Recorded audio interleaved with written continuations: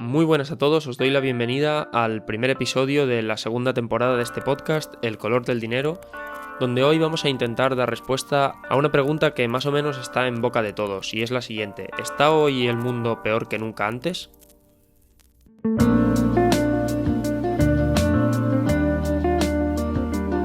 Si salimos a la calle y escuchamos las conversaciones que tiene la gente o ponemos cualquier medio de comunicación y nos fijamos en las noticias que se explican, uno diría que el mundo nunca ha estado peor. Es muy frecuente escuchar hablar con nostalgia de tiempos pasados y de antiguos dirigentes que hacían las cosas mucho mejor que los actuales, argumentando que las condiciones en las que hoy en día vivimos no han parado de empeorar.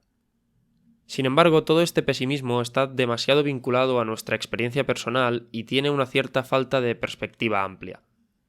Lo cierto es que, aunque parezca contraintuitivo, al mirar los datos en sentido global y con una cierta mirada hacia el pasado, la conclusión a la que llegamos es completamente opuesta, y es que el mundo nunca ha estado mejor. En el capítulo de hoy haremos un repaso de cómo ha ido mejorando la calidad de la vida de las personas durante los últimos siglos y cómo hemos llegado hasta la situación actual.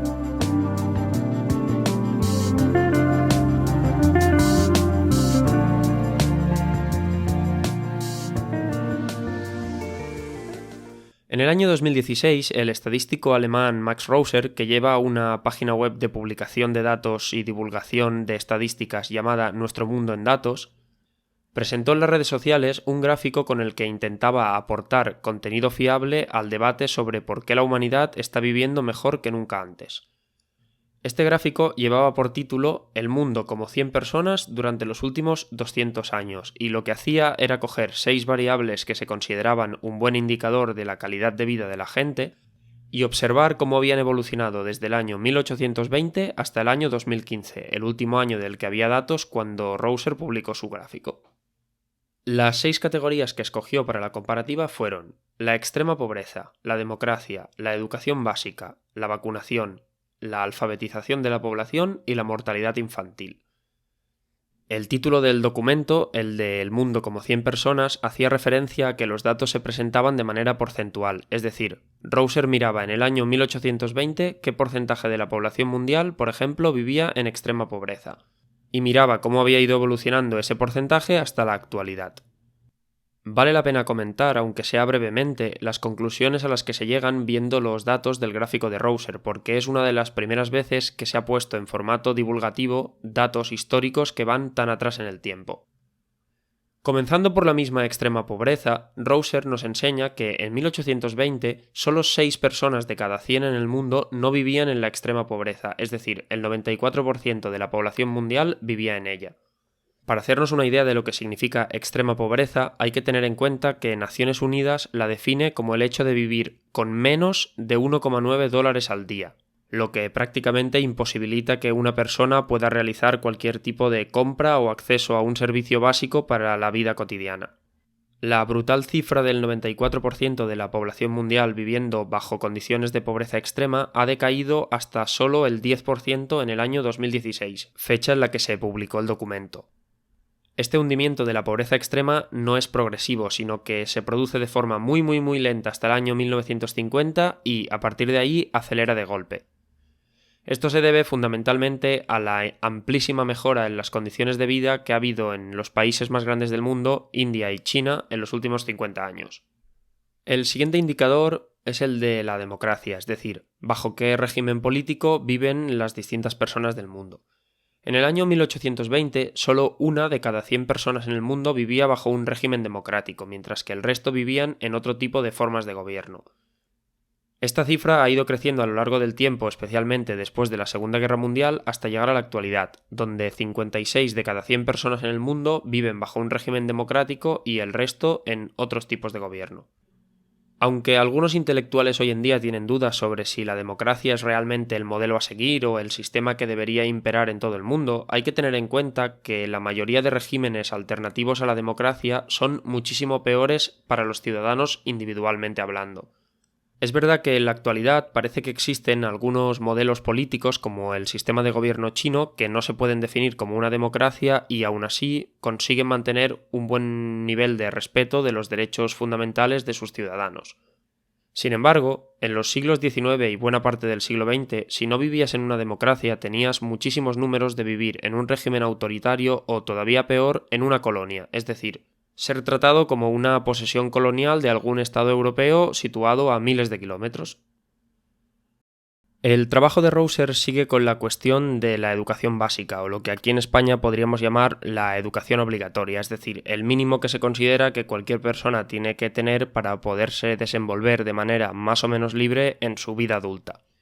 En el año 1820, solo un 17% de la población mundial tenía lo que se consideraba como una educación básica, o sea, el 83% de las personas que vivían en el mundo no habían recibido ningún tipo de educación reglamentaria.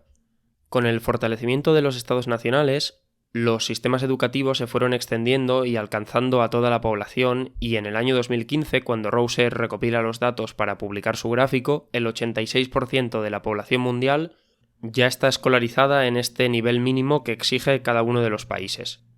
La pregunta es, ¿quién es este 14% restante que todavía no ha alcanzado estos niveles mínimos de educación? Bueno, pues se trata de estados o regiones de estados muy poco desarrollados donde todavía no es factible diseñar un sistema educativo convencional como los que conocemos en Occidente mismo. El cuarto de los puntos presentados en los gráficos de Rouser es la cuestión de la vacunación, que él relaciona con el porcentaje de personas en el mundo que están vacunadas frente a la difteria y frente al tétanos. En el año 1820, ninguna persona en el mundo estaba vacunada ante estas enfermedades, principalmente por el hecho de que las vacunas todavía no existían. Aunque se inventan antes de esta fecha, los programas de vacunación masivos en el mundo no comienzan hasta bien entrados los años 1960, y es a partir de entonces cuando se empieza a ver su efecto a gran escala. Entre el año 1960 y el año 2015 se pasa de un 0% de personas vacunadas frente a estas enfermedades a un espectacular 86%, dejando solo a un 14% de la población mundial fuera de la cobertura sanitaria frente a estas enfermedades. Una vez más, este pequeño porcentaje residual de la población mundial corresponde a las regiones menos desarrolladas de África, donde los programas de vacunación masivos no se pueden llevar a cabo. El siguiente aspecto del trabajo de Rouser es la cuestión de la alfabetización, es decir, cuánta gente en el mundo sabe leer y escribir. Esto, que hoy en día nos parece básico a todos, no ha sido tan frecuente a lo largo de la historia de la humanidad. De hecho, en 1820, cuando comienzan los datos, solo 12 de cada 100 personas del mundo eran capaces de leer y escribir. Si pensamos en las enormes limitaciones que supone el hecho de simplemente no saber leer para entender los mensajes de nuestro entorno, podemos pensar qué grado de libertad podrían tener las personas que vivían en esa época. Como más o menos sirven a un mismo propósito, las campañas de expansión de la educación pública acompañaron a las campañas de expansión de la alfabetización de la población. De forma que durante todo el siglo XIX y XX los estados de todo el mundo intentaron que la población de sus países aprendiese a leer y a escribir. Es por ello que en el año 2015, cuando terminan los datos de estos gráficos, solo ya el 15% de la población mundial no sabía leer y escribir, correspondiente principalmente a las zonas más pobres de África y Asia.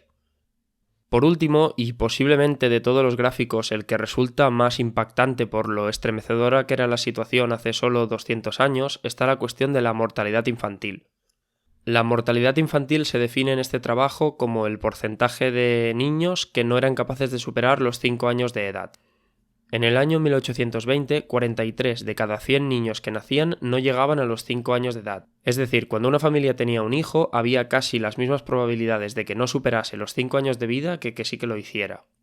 Resulta sorprendente observar cómo este nivel de mortalidad infantil tan alto, con niveles ligeramente por encima del 40%, se mantuvo casi inalterado hasta el año 1900, a partir de cuando empezó a disminuir. Con la mejora de las condiciones económicas y sanitarias de todos los países del mundo, la mortalidad infantil está prácticamente extinguida, y solo 4 de cada 100 niños que nacen hoy en día no superan los 5 años de edad. Esta cifra, en última instancia, como todas las anteriores, es una media entre todos los países del mundo, por lo que, como es lógico, en los países más ricos el nivel de mortalidad infantil es mucho menor y en los países menos desarrollados es mayor.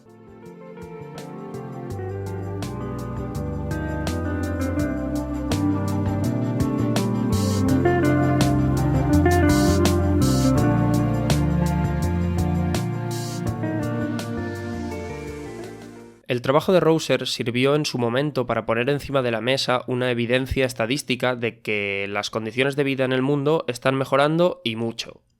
Sin embargo, como hemos comentado antes, nuestra percepción personal cuando vamos a la calle y hablamos con la gente es que está sucediendo todo lo contrario. Aquí es inevitable plantearse qué nos está pasando, cómo puede ser que el mundo esté mejorando objetivamente y nosotros lo estemos percibiendo como que va en la dirección opuesta. La respuesta a esta pregunta es muy sencilla y se trata simplemente de una cuestión de estrechez de miras. España es un país que tiene 45-47 millones de habitantes, pero en el mundo actualmente está a punto de haber 8.000 millones de habitantes. Esto significa que las impresiones particulares que nosotros como occidentales podemos tener no tienen por qué corresponderse con las que se viven en el resto del mundo. Y es que además, el porcentaje de la población mundial que representa España y todos los países que se le parecen, es decir, los países occidentales, es muy pequeño en relación a todos los países que existen hoy en día en el mundo. Por lo que es muy probable que esta sensación que tenemos en Occidente de que el mundo se deteriora a pasos agigantados no solo sea distinta a la que tienen en otras partes del mundo, sino que tal vez sea incluso minoritaria. La manera más sencilla de zanjar esta duda es ir a preguntar a las personas del mundo cómo ven el presente y sobre todo cómo lo comparan con su pasado. Esto es exactamente lo que hizo la empresa de encuestas Pew Research en el año 2017, preguntando a personas de todos los países del mundo cómo veían su vida actualmente y cómo la comparaban con la que hubiese tenido una persona como ellos hace 50 años en su mismo país. Las respuestas a la pregunta son bastante esclarecedoras. La región del mundo donde mayor porcentaje de gente cree que vive mejor ahora de lo que lo hacían sus padres es, sin duda, el sudeste asiático. El 88% de los vietnamitas cree que su vida hoy es mejor que hace 50 años, en India el 69%, en Corea del Sur el 68%, en Japón el 65% y en Indonesia el 51%. Los países occidentales que todos conocemos se debaten más o menos entre que la vida es mejor y peor con porcentajes bastante igualados, y la región del mundo donde mayor porcentaje de la población cree que su vida ha empeorado con el paso del tiempo es América Latina, una tesis que en realidad tiene bastante sentido y que podremos comentar en otro episodio. Esta encuesta nos viene a confirmar que nuestra percepción subjetiva acerca del estado del mundo no necesariamente es compartida por el resto de la gente y que, aunque aquí pensamos que las oportunidades de futuro se están agotando, hay regiones del mundo con miles de millones de habitantes donde la perspectiva hacia el futuro es completamente distinta a la nuestra.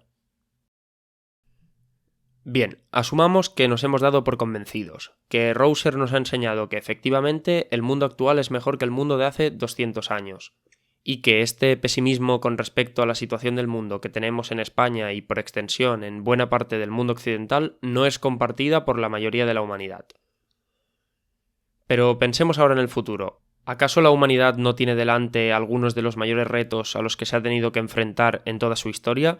¿Qué pasa con el cambio climático? ¿Qué pasa con la sobrepoblación de la Tierra? ¿No son estos motivos de peso para ser pesimista con respecto al futuro? Comencemos hablando de la cuestión de la población. ¿Cuánta cantidad de humanos, por decirlo así, es capaz de soportar la Tierra tal y como la conocemos hoy en día? Lo cierto es que durante la mayor parte de la historia de la humanidad, la cantidad de población que vivía en la Tierra ha sido muy pequeña. De hecho, no se llegó al primer billón de habitantes hasta el año 1800. Desde dicho año hasta la actualidad, en el año 2020, la población ha pasado de 1 billón de habitantes a unos 8 billones, una cifra que se calcula que alcanzaremos en algún momento entre el año que viene y 2022. Para ver todavía de forma más clara lo rápido que se ha producido el crecimiento de la población mundial, hay que tener en cuenta que en el año 1930, es decir, 130 años después de superar el primer billón de personas, se alcanzó el segundo billón. Por lo tanto, los 6 billones de personas restantes se han añadido a la población mundial desde 1930 hasta hoy, en tan solo 90 años. Planteado así, el ritmo de crecimiento de la población mundial parece insostenible, y efectivamente lo es. Lo que sucede es que este ritmo ya no es el que se está produciendo a día de hoy. Naciones Unidas calcula que el tope de la población mundial se alcanzará sobre el año 2100, cuando llegaremos a unos 10 billones de habitantes, y a partir de entonces la población mundial va a ir decreciendo. La causa principal de esta reducción en la población mundial va a ser lo que se conoce como transición demográfica. Un proceso que se ha documentado a lo largo de la historia que demuestra que cuanto más rica se hace una sociedad, menor es el número de hijos que tiene. porque 1. Una sociedad rica dispara el coste de tener un hijo y 2. Una sociedad rica disminuye enormemente la utilidad económica de tener a un hijo. En las sociedades más pobres, mayor número de hijos implica más mano de obra para, por ejemplo, trabajar el campo. Por el contrario, para cualquier familia que viva en una gran ciudad y cuyos padres tengan profesiones, digamos, de tipo no estrictamente manual, no tiene demasiado sentido tener 6 hijos más allá de la ilusión que les haga a los padres tener muchos niños. Los dos gigantes demográficos del mundo actual, que son la China y la India, están actualmente entrando en esta fase de la transición demográfica, de manera que su tasa de natalidad ya es mucho más baja de lo que era hace 50 años y va a continuar bajando en las próximas décadas. Se calcula que a partir del año 2040 esta tasa de natalidad será tan baja que ya no será suficiente para reemplazar a las personas que van falleciendo y la población tanto de China como de India empezará a decrecer. Aunque es cierto que los países africanos todavía no van a entrar en esta transición demográfica porque su nivel de desarrollo económico todavía es muy bajo, el crecimiento de la población que van a experimentar de aquí al año 2100 no va a ser suficiente para mantener el ritmo de crecimiento de la población mundial que se ha venido viendo en los últimos 50-100 años.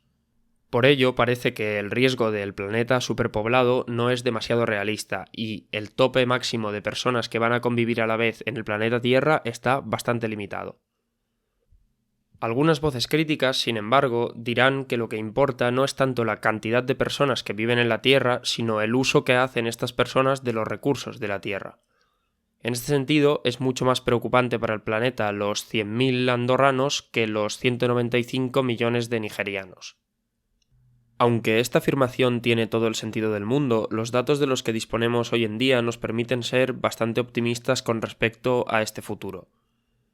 Si tomamos, por ejemplo, el caso del Reino Unido, vemos que desde el año 1990 la renta por cápita, es decir, la riqueza por habitante, ha aumentado alrededor de un 50%, mientras que si nos fijamos en las emisiones de CO2 por cápita, es decir, el total de las emisiones de CO2 que se generan durante el proceso productivo y de transporte de mercancías, etc., y la dividimos entre todos los ingleses, estas han disminuido la impresionante cifra de un 46% desde el año 90.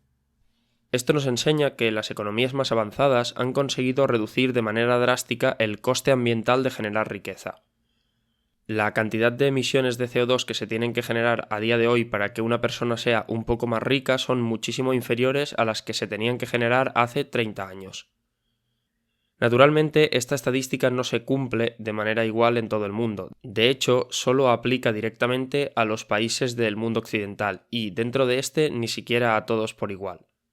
Si en lugar de centrarnos en un solo país tomamos la media mundial, que para lo que nos interesa es más representativa, vemos que desde el año 1990 la renta por cápita de los habitantes del mundo ha aumentado en un 73%, mientras que las emisiones de CO2 por cápita han aumentado un 15%.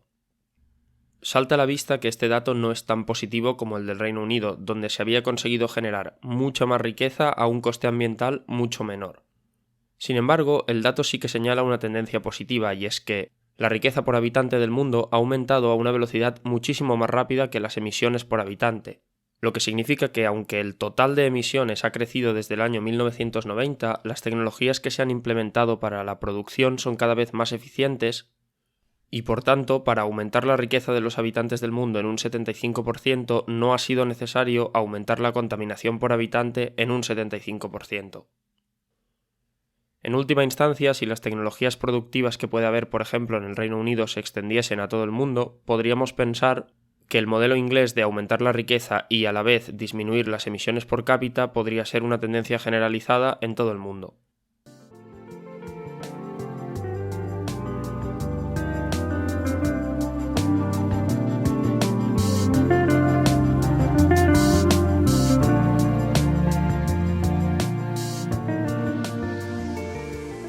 Llegados a este punto podríamos plantearnos, pero si de momento incrementar la riqueza lo que consigue es incrementar el grado de contaminación en el mundo, ¿para qué continuar por este camino? ¿Por qué simplemente no abandonamos la historia del crecimiento económico?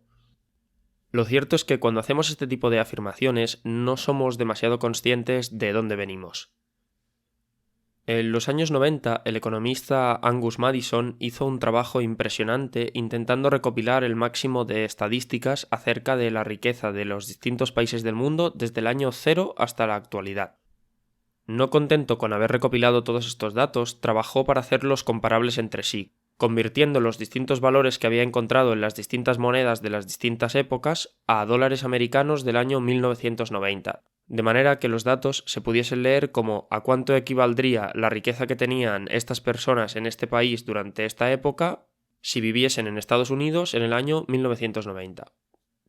Aunque Madison consigue compilar alguna estadística a partir del año cero, realmente cuando los datos empiezan a ser fiables y más continuados es a partir del año 1300. De este año en adelante, Madison ofrece datos para los grandes países europeos del momento: España, Italia, que no existía todavía como tal, el Reino Unido, Francia, etc. Comencemos por España, la que seguramente sería la gran potencia mundial, por decirlo de alguna manera, en ese momento. Se estima que durante los siglos XIV, XV y XVI la renta por cápita de los españoles era de unos $1.000 anuales. Es decir, las personas de aquel tiempo vivían algo así como con un poco menos de $100 mensuales. Si nos vamos a Italia, que era un país políticamente menos poderoso pero económicamente más próspero, la renta por cápita de sus habitantes aumenta. Durante los siglos XIV y XV, momento de máximo esplendor de las ciudades-estado italianas, la renta por cápita del país estaba entre $1.500 y $2.000 anuales, lo que representa más o menos el doble que sus contemporáneos españoles. A partir del siglo XVI, tanto España como Italia empiezan a perder peso político y económico y son sustituidas por otras nuevas potencias, Francia e Inglaterra. Para Francia no hay datos tan detallados, pero para Inglaterra sabemos que la renta por cápita se situaba alrededor de los $1.500 por habitante y llegó a subir hasta los 2.000 los años previos a la invención de la máquina de vapor, que marca el inicio de la primera revolución industrial. Visto en perspectiva, Inglaterra tenía a finales del siglo XVIII una renta por cápita casi idéntica a la que Italia tenía en el año 1400, es decir, todas las generaciones que habían vivido en Europa entre el año 1400 y el año 1800 habían tenido, más o menos, el mismo nivel de vida. En los datos de Madison para estos siglos existe un fuera de serie, un país que es mucho más rico que el resto y del que todavía no hemos hablado, los Países Bajos. Mientras que todos los estados que hemos comentado se han situado en algún punto entre los $1.000 y los $2.000 de renta por cápita, Holanda llegó a conseguir cifras muy cercanas a los $3.000 por habitante a partir de la segunda mitad del siglo XVI, consolidándose así como el país más rico del mundo. Este nivel de renta por cápita, que era casi un 50% superior al de otros grandes países del momento, nos permite ver con perspectiva el lugar del que venimos. Hasta hace prácticamente 200 años, vivir en el país más rico del mundo significaba ingresar como máximo $3,5 al día. Es decir, un poquito menos del doble de lo que está fijado hoy como el umbral de la pobreza extrema. Con esto, naturalmente, estamos hablando del país más rico del mundo. Solo hay que pensar cómo se viviría en el resto de regiones de las que no se puede ni siquiera compilar datos. 200 años pueden parecer muchos, pero lo cierto es que son hechos bastante recientes. En la Francia de Napoleón, que nos aparece en los libros de historia como un imperio enorme y muy poderoso, la gente de París vivía con menos de $3 al día, un nivel de renta más o menos similar al que tienen hoy en día los habitantes de Ghana. ¿Cuándo se produce, pues, el rápido enriquecimiento de nuestras sociedades? Básicamente a partir del año 1870, cuando empieza de manera clara la nueva globalización y las economías empiezan a industrializarse a gran escala. Desde finales del siglo XIX hasta la actualidad, Europa Occidental, básicamente los países de los que veníamos hablando, pasan de sus $2.500 de renta por cápita hasta los 40.000 que tienen hoy en día. Este no es un fenómeno aislado, otras regiones del mundo experimentan crecimientos también bastante espectaculares. América Latina pasa de los $900 por habitante en 1870 a los 13.000 que tiene en la actualidad. El sudeste asiático pasa de los $800 por habitante a finales del 19 a los $11.000 de la actualidad, e incluso África, para la cual no hay datos hasta 1950, pasa de unos $1.500 por habitante a mitad del siglo pasado a los $4.600 por habitante que tiene en la actualidad. Si miramos la media mundial en su conjunto, vemos que en los últimos 150 años el habitante medio del planeta ha pasado de una riqueza de $1.200 a $14.000 según los últimos datos disponibles del proyecto de Madison, que son de 2016.